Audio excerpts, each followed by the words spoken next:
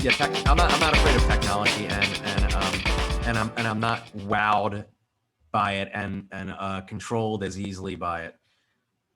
Yeah. And, I think it's, And unplug.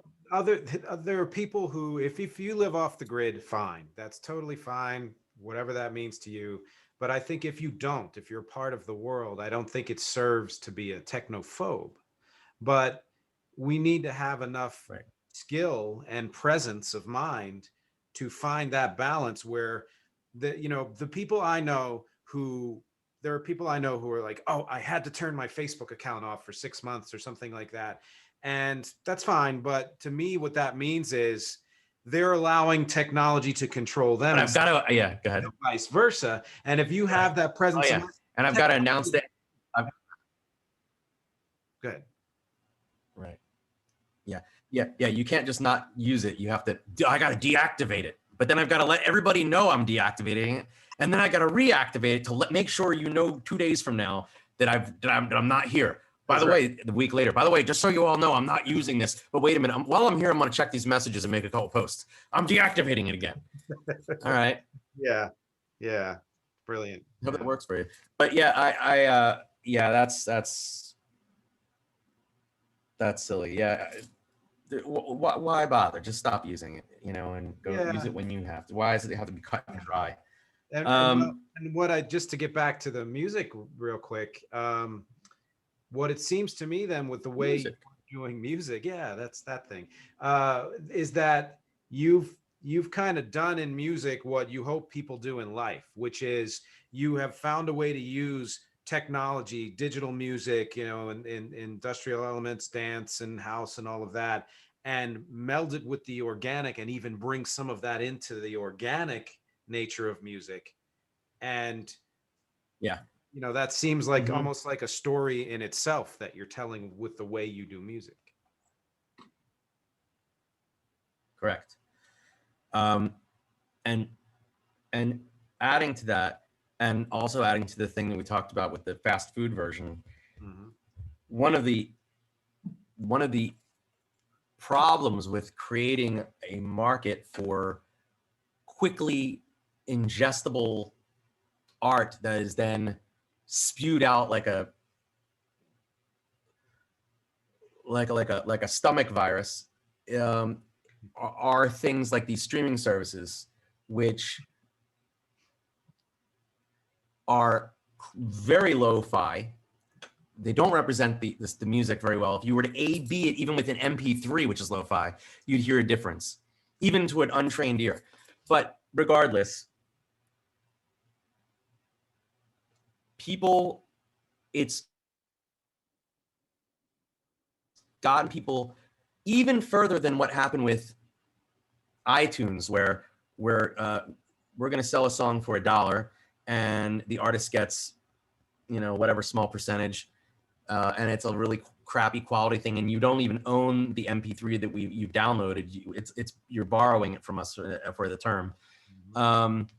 As far as the legal parts of it are, not what you can do with it. But now you're streaming it from this crappy service, and you're going to spend $10 a month to support this service where you can create your playlists, but you've not supported the artist. Now, as a little side note, brush off the crumbs, this streaming service will dust a little small percentage of what they've gotten from the people, from the subscribers. They'll give the artists a small, measly crumbs of pennies.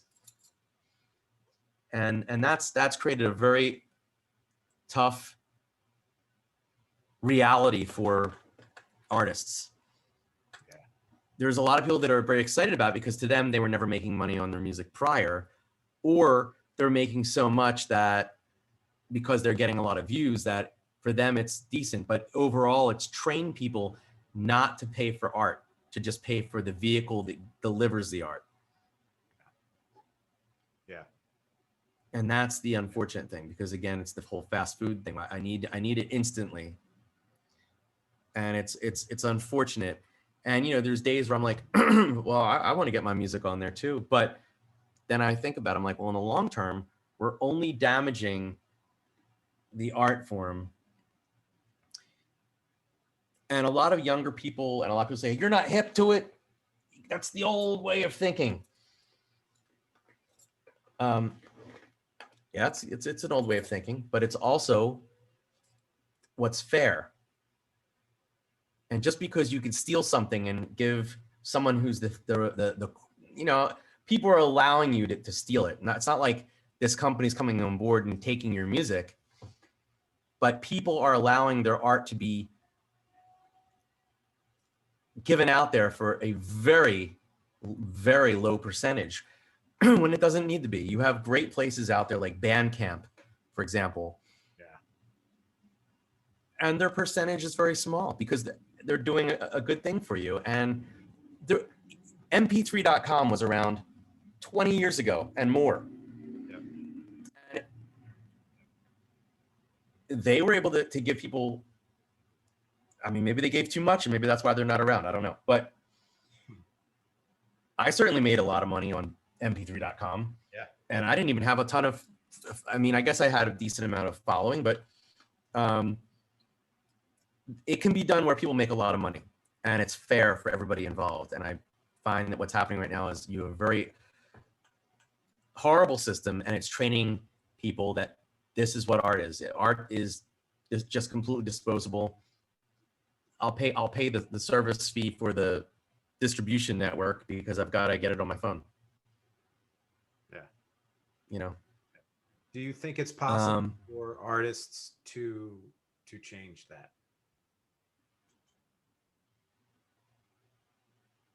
If people keep on saying no, yeah. But if more people just give in and put their music into this platform, then no. But you know what? I mean, I'm not making, I mean, if you hope that you're going to have a good following, you don't need to worry about that. And you have the right dedicated audience.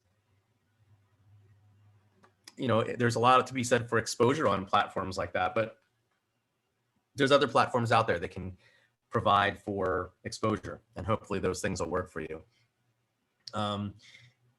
Getting over to the Twitch thing, and the MyLiveTube thing was,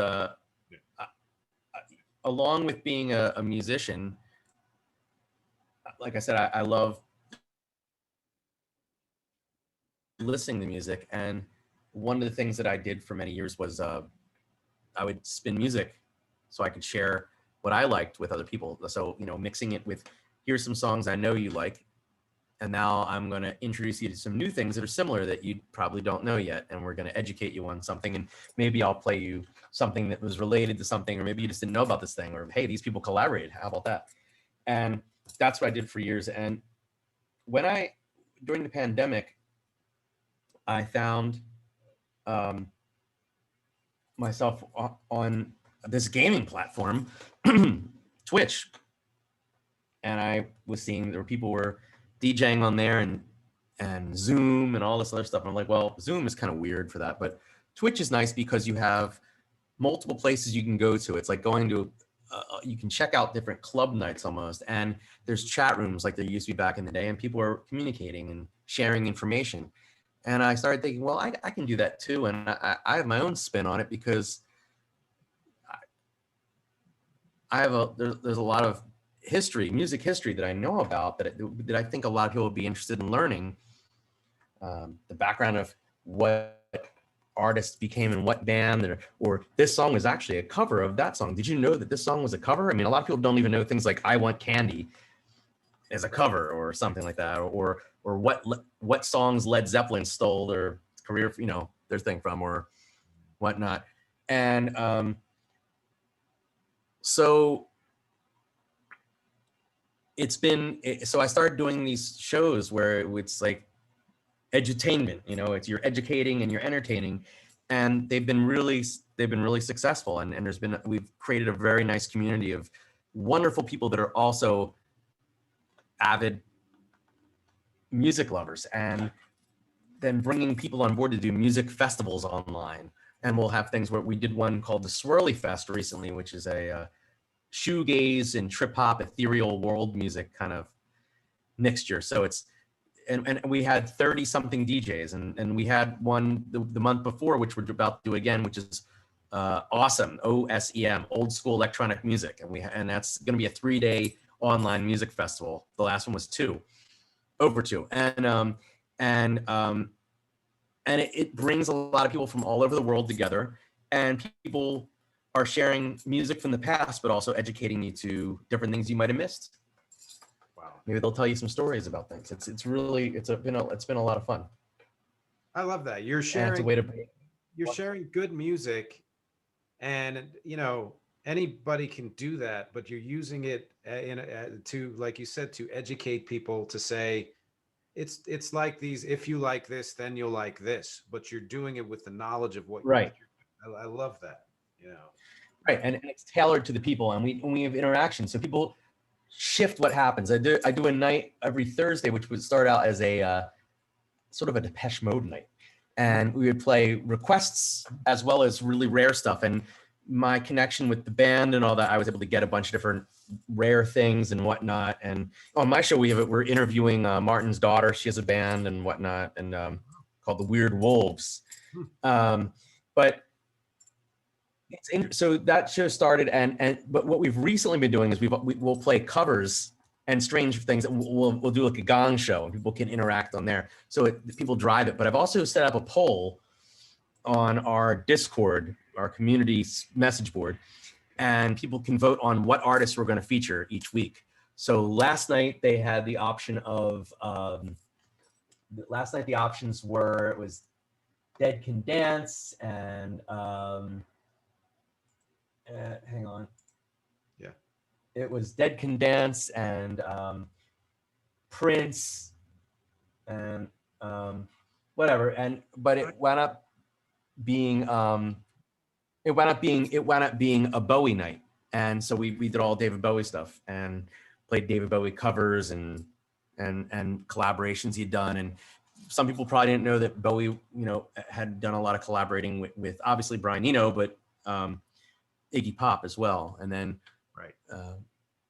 how all that began, and people who he's influenced over the years, and talking about going to his 50th birthday party, which was really amazing, at Madison Square Garden, where Robert Smith came up, and then you had Smashing Pumpkins and Sonic Youth and Lou Reed, and all these different people were involved with that. It's just really, really nice. And anyway, the Tuesday show I do is it's called 320 Minutes. And it's very similar to like the old 120 Minutes on MTV. Yeah. And we're also going to be bringing on Matt Pinfield, who was the host of that show. And I've known Matt for a couple decades now. And so we're going to do a show together. So I think that's going to be really fun. And who knows what that'll turn into, but knowing the background of stories is something that fascinates me. I love documentaries. So, working on this documentary, doing this funk soundtrack that I was telling you about, it's actually just other stuff in there. It's been very fascinating because the story, which at some point I can talk about it, it's very, very strange. And as you go along, you're like, that guy couldn't have done that. And then it gets further and you're like, oh my God, he did that. What else did he do? And it gets crazier and crazier. It's a really crazy story. Anyway, but combining what we've talked about here's something very strange. I was in the shower, and there's many things you can do in a shower. But one of the things that happened in the shower was I started thinking about documentaries. And I started thinking, this whole thing that's happened since the pandemic with Twitch and these shows has been pretty much a really interesting renaissance during this art renaissance period where people are home and they're stuck at home and they've got to figure out what to do and how to entertain themselves and stay sane and whatnot. And in the beginning, I was not in a good place. I was coming out of a really rough time where I was trying to figure out what I was doing with my life. And because sometimes you can get lost, and you might just think like, there was a lot of deaths in my family. So I started thinking about the world and where everything was, and friends had passed away, and I was hit by a car. It was like a lot of weird stuff happened all at once. So it made me really get introspective about who I am today. And geez, I was just in my late 20s and I wasn't even living in LA, and now it's years later, and there's great memories to be had. Like, would I've ever expected to be in these friendships I've been in, or relations that I've had with people. I mean, bands that I grew up enjoying, I played in those bands, or I produced it, or I've been a ghostwriter, or I've been a collaborator. I mean, everything from working with both Daniel Ash and David J from Love and Rockets and Bauhaus to, being on tour as a drummer in bands like whatever, some of the bands like old Wax Trax bands that I played drums for and stuff like that. So, but even with all that said, you start thinking, well, I thought I'd be further along in my life, and you can go down that rabbit hole, and it gets to be very dark. So anyway, finding Twitch for me and being able to put myself into doing something creative and positive, and not going to a job I hated, or working on someone's music that I was like, oh, I'm just working on everybody else's stuff, and I'm slowly able to kind of do what I want, but I'm racing all around all day to just make ends meet, and I'm not seeing any kind of result artistically, or even psychologically, or spiritually, or anything. I'm not able to progress right now. It's a Groundhog Day effect. And that was happening to me prior to being stuck at home. I was stuck in a loop of jobs I hated, where I wasn't utilizing my mental capacity. Mm-hmm. And I was just an ant. I was a worker drone. And so finding Twitch was very instrumental in getting me up and connecting to people, and it made me accountable. I've got to do this at 7 o'clock this day. I've got to do this at 10 o'clock this day. It gave me a schedule. I've got to do these things at this time. And also the soundtrack did, of course, as well, working on a soundtrack with different people, because then you have a bunch of people in a group. That I have a team that I've amassed, and while I'm managing them as well, it's like I got to manage myself, and so, but while I was in the shower, I started thinking about all this stuff, and I started thinking, well, there's a lot of people I know that have felt much better and have been liberated by not only just being able to entertain or share some art with people, but have also been able to be on the other side, where they're the audience and they're able to connect with others that are like-minded, saying, oh, I love that band too. 808 State, I haven't heard of them in years. Oh. Renegade Soundwave, Minor Threat, wow, or that, I forgot about that Clash song. So those kind of things, those connections, and finding people that are like-minded. I mean, these aren't people, it's people of all ages, so it could be someone who's 18 and then the rest of everybody is like 50s. And it doesn't matter, because it's all about the music and about the art. I mean, and we're all on the same playing field. But I started to think about what this has done for me in terms of finding myself again and feeling good, and also being able to turn it into something financially great, so that I can keep on building the community and doing more things. Like we've done these drive-in events and whatnot, outdoor drive-in events, mm-hmm. to creating a blog zine, to whatever. I started thinking, well, there's a lot of people who have done this. I'm not the only one. And there's other people that probably want to tell their stories of what happened to them before and what's happened. So I thought, okay, let's do a documentary on pandemic DJs. Now it could also be bands that have happened, but we're going to focus on this small portion of it and then let it go out. And what's interesting is that Twitch is owned by Amazon. Okay. And Amazon likes documentaries. So there's a lot of leeway to where this documentary can blossom.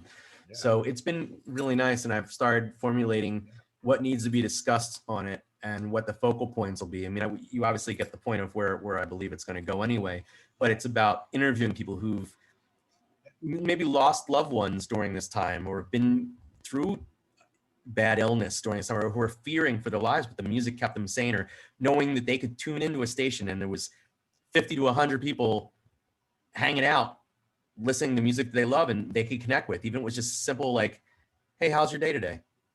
They were at home by themselves. How's your day? Just that might make a difference for someone. Yeah. What did you eat today? You got to think about it. What did I eat today?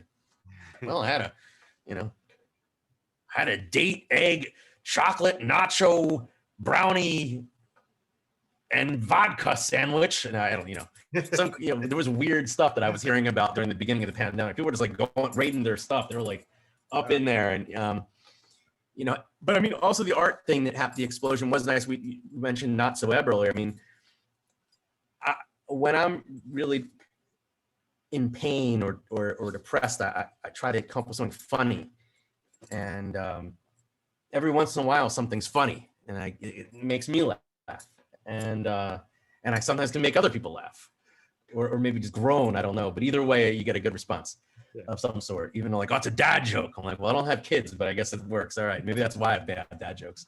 And I have a kitten, but anyway. I had connected through Twitch with someone I had DJ'd with when I was in Dallas by the name of Joe Virus. And we were talking, I don't even know how we're talking. Oh, I'd done a spoof of the Sisters of Mercy called, instead of This Corrosion, it was This Coronavirus, which you can find online. And so I told them that I was working on one for Nitzer Ebb or Nitzer Ebb, whatever you want to pronounce it. And so he goes, I was thinking about working on one too. And then so we wound up collaborating and made this Stay Inside Your Home that wound up, going crazy viral, and it was like a huge hit all over the internet. Not was gonna be in any dance club, but all over the internet. And it's there's merchandise for this thing everywhere. I mean, here's my mask. It's a Not-So Ebb mask. Get yourself a Not-So Ebb mask. Hey, nice. There you go. But get your or is that some underwear? I don't know. That could be underwear anyway. But or maybe like a banana hammock. You know what I'm saying? But the interesting and what was funny is being really close friends with both Douglas and Bon of that band. It was going to be interesting to see what they thought of it. And Bon thought it was great. And he thought it was really funny. And Douglas actually. I was waiting for him to say something because we've been talking pretty often during the beginning of the pandemic about life and whatnot, and we've been very close over the years. And he had sent me a picture of his dog one day, and I was like, wait, did you ever hear that song, by the way? And he goes, oh, I did. Because I just I was like, maybe he hates it because at this point someone's got to have shown him, and I didn't know if he knew it was me, but he didn't know it was me, but he was like, oh, he goes, he approved. He said, he goes, oh, I thought it was so really funny. He goes, and then he added on to it, he goes, and it sounded really good too, which was nice to have a kind of an official, we love it. Yeah. But yeah, I mean, so during this whole, Twitch was responsible for all these things because I never would have reconnected with Joe. He's someone that I knew a zillion years ago. These are people that and there's people that I talk to now on a daily basis because of this. People on the East Coast that I, you check in with them, if you're going back to New York or Philadelphia or DC or Boston or something, and you're like, hey, I'm coming to town. But now I speak to them every day. We on our Discord, we do games night on Monday nights. So every Friday night we have a movie. Tonight we have a movie night. Tonight we're showing like the Tank Girl and Cherry 2000 on our Discord. And you never know what it's going to be. And people vote on these things again.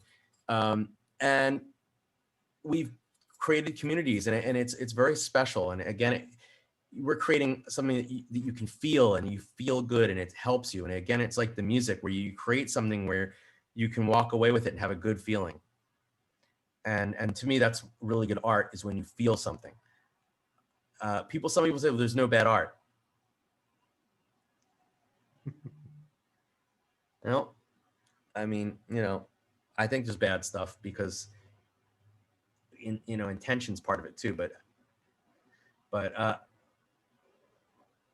something that makes you feel is really important. And I'm very honored that I've been part of something that has made people feel safe, made people feel special, made people feel loved and able to grow and learn things again and look toward a brighter future and look around, and even though there can be a lot of darkness around us, to find something positive. Because for me, I didn't have that for a long time. I felt very like there's nothing new right now, and it's downhill from here, and you know, I might as well sell off every piece of music gear I have. And you know,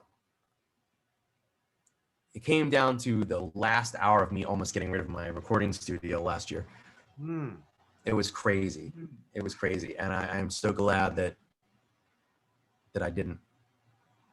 God, because now I'm thriving, and I'm only thriving because I think the progression of things like Twitch reminded me of who I am for the first time in years, and that I am still this person that I was when I was younger, and I had these dreams and ambitions to make a change and make people feel special. You know, that's incredible.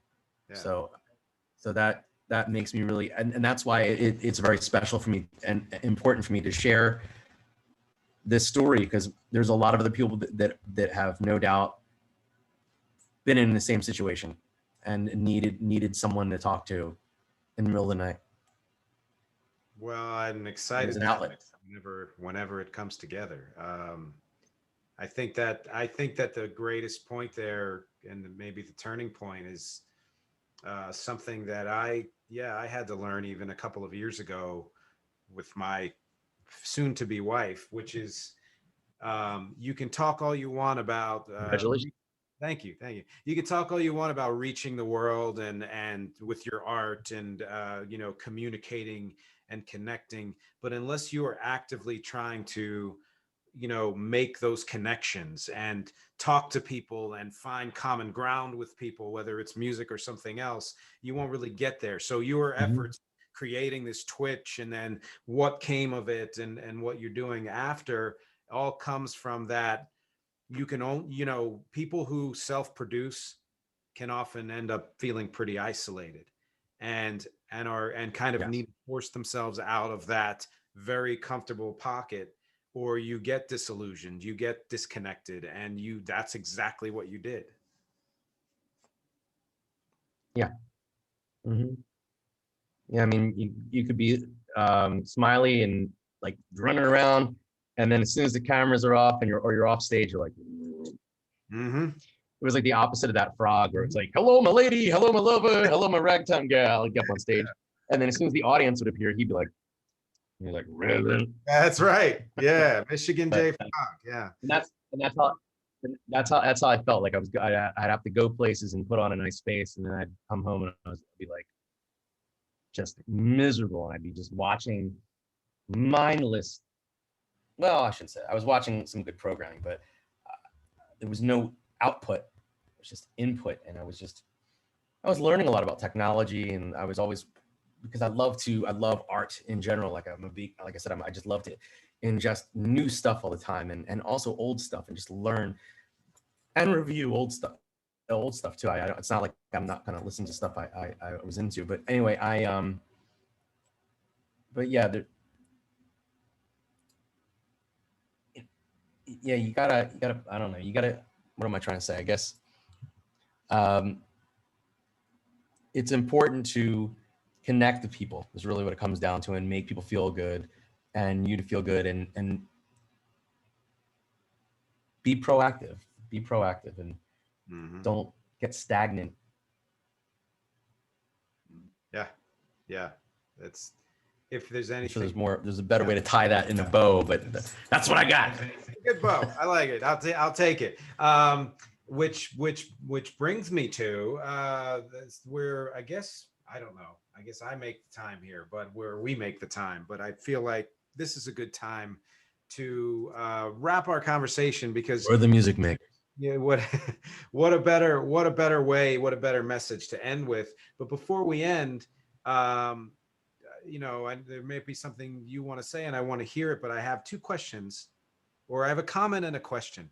The comment is, I like the mashup that your T-shirt is. I really enjoy that. And then everyone knows, you. Okay, you've got Yes, the Simpsons and Bauhaus. For people who don't know, you know, that is freaking great. I like that. Yeah. I had on. I also had a over there. I have a cat Misfits one, which is Meow Fits. But yeah, I again, it's combining things. I love combining and mashing things. In fact, on my show, I do a lot of mashups because I love that. Ooh. And oddly enough, here's a little tidbit for you, and we can probably link it for people as a free download with your on the YouTube or wherever we'll have it up. Yeah, everywhere. Yeah.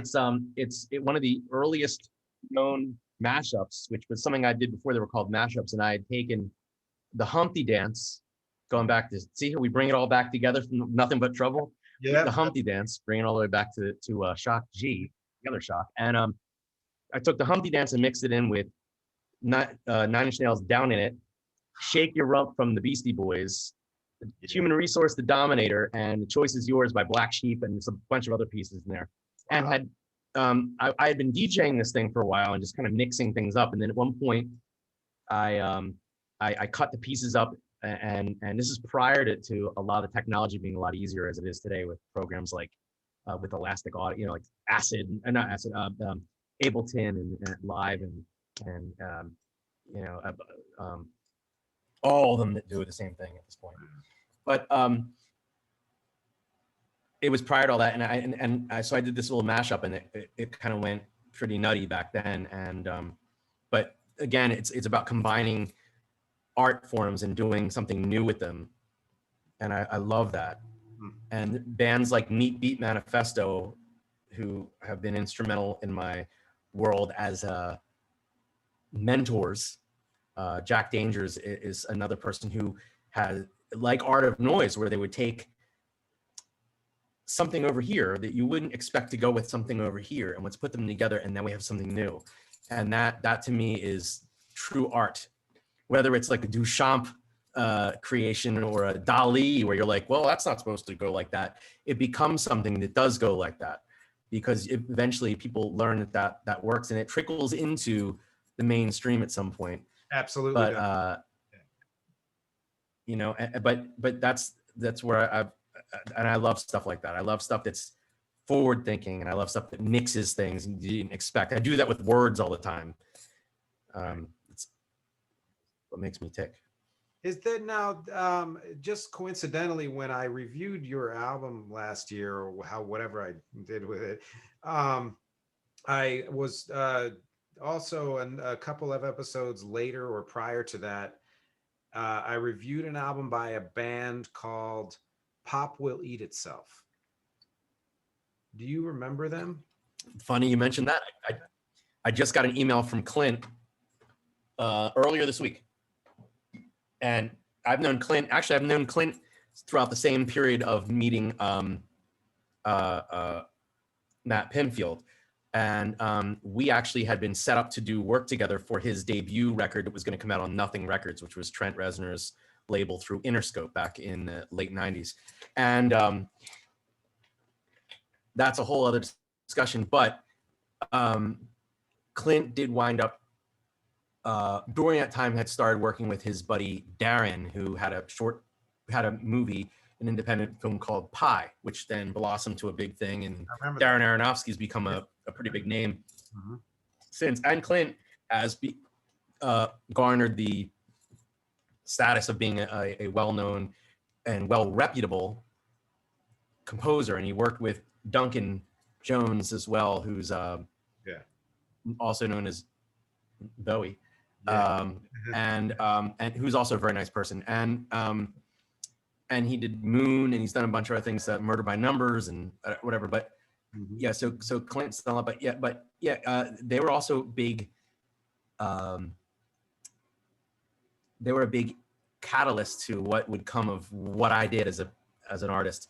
The same way that like the Dust Brothers and / Beastie Boys worked together, the same way that Public Enemy or the Bomb Squad, who really was behind Public Enemy, the same way that Flood and John Fryer came together, the same way that Keith LeBlanc and Adrian Sherwood and the Art of Noise crowd and all these people who were sculptors of sonics, Brian Eno as well, where you put things together that didn't necessarily belong together. You were sampling and cutting things up. Renegade Soundwave is another big one.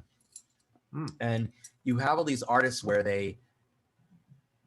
you might be sampling a you know, an old funk record for the drums, and then the bass came from a rock album, and then the flute came from a classical song, and then you threw your own instrumentation on it with maybe a banjo and a cello, and then like some weird dark synthesizer, you know, and then you sang like you're a punk band on top of it, and that's what happened. I mean, there was a later generation after the whole wave of the artists I just mentioned, which include Beastie Boys and even later versions, The Clash, toward the end of The Clash, and which blossomed into Big Audio Dynamite, also did all that stuff. You also had stereo MCs, and you had all these people. Massive Attack as part of that genre, who were at the time called the Wild Bunch, which is Nana Cherry and all that, which then sprouted off the next wave of generation, which was maybe like the Nine Inch Nails and the Portishead and the Sneaker Pimps and all that. But and obviously, I guess Prodigy was part of that, and the Chemical Brothers as well, and Future Sound of London. They'd all be grouped in that next wave of sample-adelic people, because the first wave, I think, also includes people like Bomb the Bass, Tim Simonon, who eventually produced Depeche Mode. Anyway, but yeah, I'm getting back to it. Yes, I know Pop Lead Itself, and I'm a big fan of their work, and they're very important. They're just as important as the Beastie Boys in terms of music. And I think most people in the United States probably never heard their work, but their mark on pop music, there's no question on what they've done with pop music. They've been extremely instrumental. It's kind of the same way that Curve is not known by a lot of people, but their mark on music is greater than a lot of other bands, because you would not have bands like Garbage if it wasn't for Curve. Got it. You know, those are the people that paved the way for Curve. I mean, paved the way for Garbage. But you can take it back further, like Susie Sue paved the way for Curve. You take it back even further, and you got Susie Quattro and Patti Smith and all that, and Grace Slick. So you take it even further back, and then what influenced them. But there's a clear path of, if you do your homework and all that, of what influenced what, and it's, the lineage is pretty clear once you see what's happening. And that's what, again, that's why I get excited. We're going off the subject, but it's because I'm really passionate about what influence and where these things came from and how did we get here, because no one just woke up today and said, I'm gonna make this. It came from somewhere.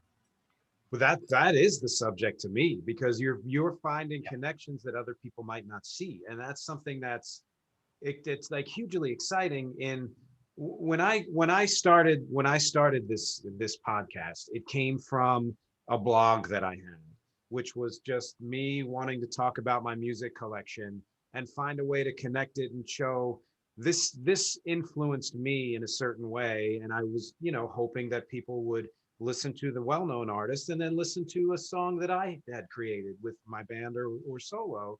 And eventually what I found, which I still hope it does that, but with the podcast lately, when it became video and now it's on audio and all over, is that while I was discovering things from my collection, I would listen to something that I hadn't heard in 30 years, like the Pop Will Eat Itself.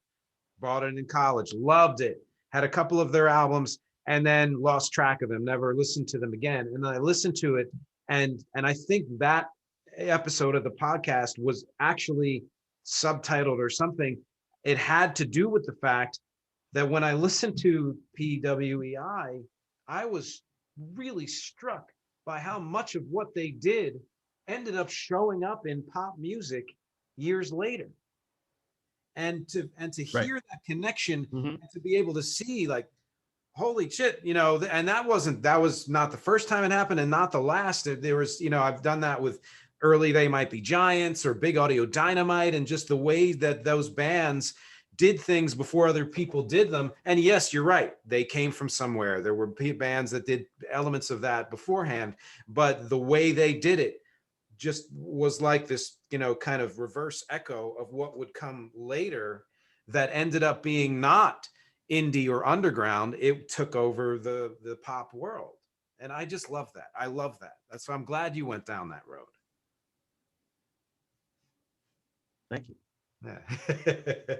Now, before we go, this is my last question, and I hope that it's the thing that people have been waiting this whole time to hear, because I should have asked this in the beginning. Why? Is it my trumpet? Is my trumpet mute? No, but I need one of those now.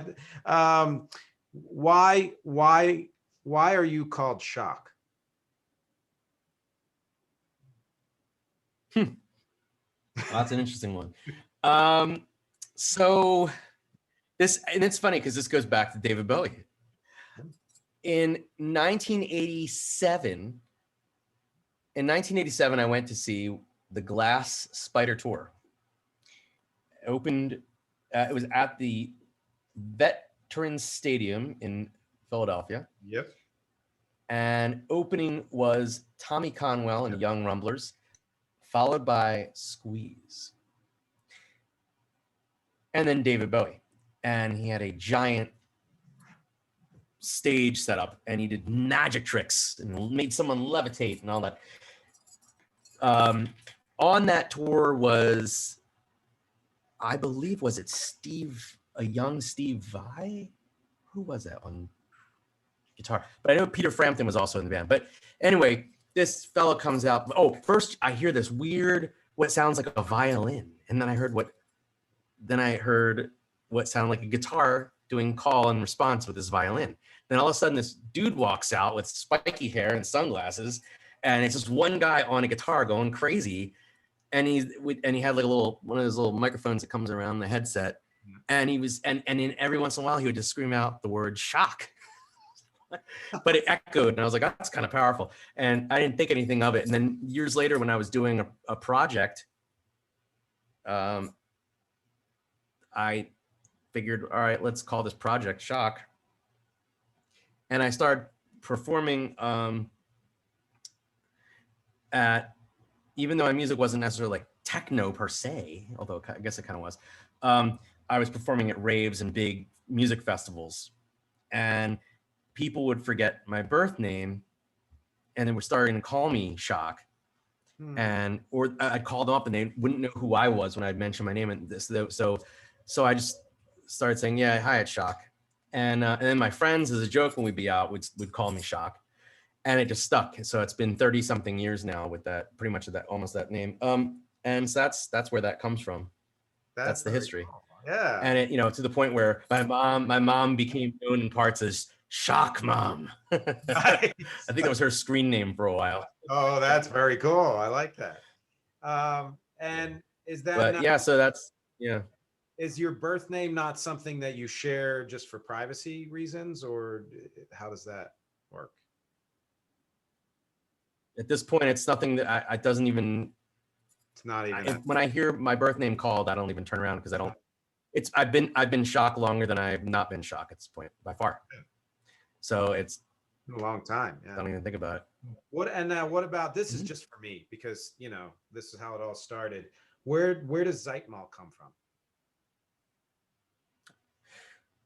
In 1989, when I was working on my my own music, and I was doing the acting thing, and I found the rickety piano, as I said, and all that. I would go in the library and read these short stories and weird long books of different subjects, and then random science things and whatnot. I remember James Thurber's A 13 Clockster, then tracked down years later through this whole thing. It was a major undertaking to try and find this real original edition. Anyway, I had looked up this book of musical terms, and one was Zeitmaß and the other one was Zahlzeit, referring to rhythm, and the other one was referring to tempo. And I combined those words and came up with Zeitmal. Whoa. Now, oddly enough, Zeitmal spelled differently would mean mealtime. So it works that way too. I love to eat. Holy Moses. You can see it on my stomach. Yeah. I love to eat. Oh my God. I just ate and I'm hungry again. I'm like telling you, it's out of control. It is, yeah. And let's not even talk about pie. I'll go down a whole hour. I don't even need a lot of sweet food. I like salt. I will devour. Give me a salt lick and I'll just go right through it right now. But no, not today. But in general, yes, salt. and spicy. I like spicy. Oh God, I like a good juicy thing. I like it juice and spice in a whole thing. And I do love corn, even though I don't really eat it much anymore, but corn's delicious too. But yeah, so I love food.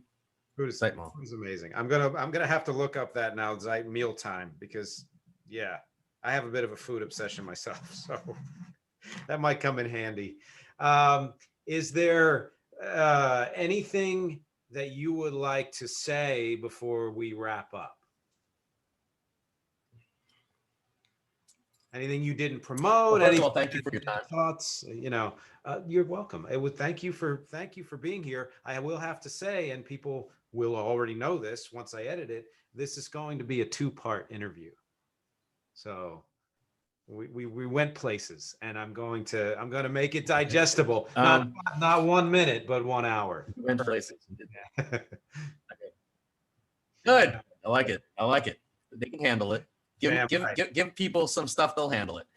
They did before. They got through the book Wind of War. I don't know. Herman Walk's Wind of War. That was like 9,000 pages. Anyway, and these bastards watched, the Snyder Cut and Lord of the Rings, like 9 years long as well, with 19 endings. Well, let's see. Check out Not-So Ebb if you want to laugh. If you like games, we do a games night every Monday. Games and karaoke online. That's for the community stuff. We have a blog and zine. It's a place for people to write and share, and whether it's poetry or any kind of journalism and things you think are odd facts or relatable news or science, reviews of films and TV and books and other things, recipes, interest pieces, art of any sort. So if you want to collaborate on that, there's outlets for that your work can be seen by others that who knows where it could lead to. And I do these events now pretty regularly. People can join the MyLiveTube Discord, which is a good place for it.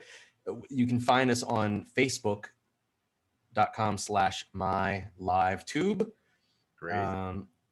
Red Lake District's doing a lot of stuff. There's a lot of free music. It's I don't know what the easiest place for people to find Red Lake District is, but maybe the Instagram is at RL District, and the Facebook is RLD Band, and Zeitmal is Zeitmal, and Lost Tapes, which is the kind of new wave post-punky thing. I recently released a cover of In Excess.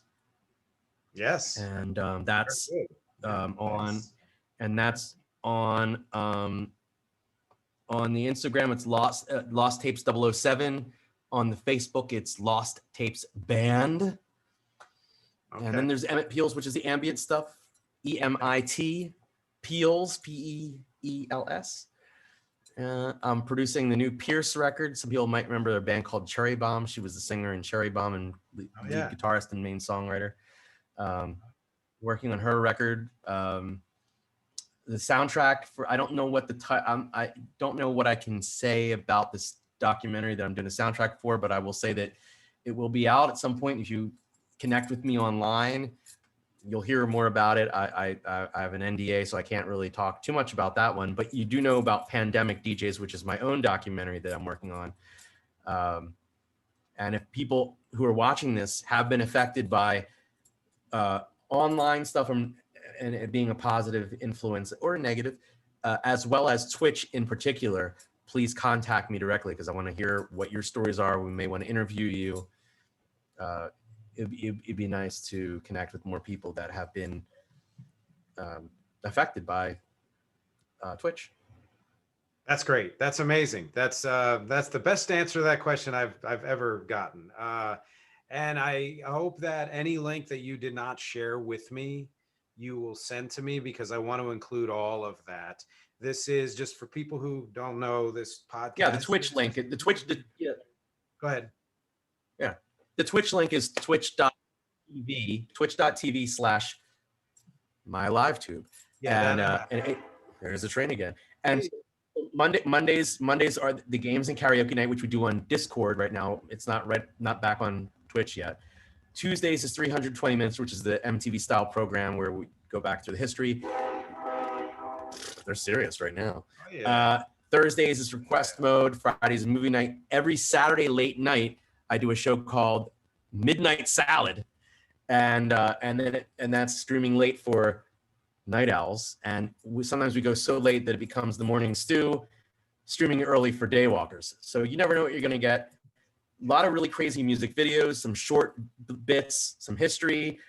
Music could be anything from blues to hard, dark electro, and it could be anywhere. And I never know what's going to be. Someone might say something in the audience, in the chat, and the next thing I know, I'm down a path of heavy metal or something. But generally not metal. But Great. sometimes it does go there. Nice. You never know. Could be Caribbean music. You have no idea. That's great. Whatever it is, we're going to have a good time.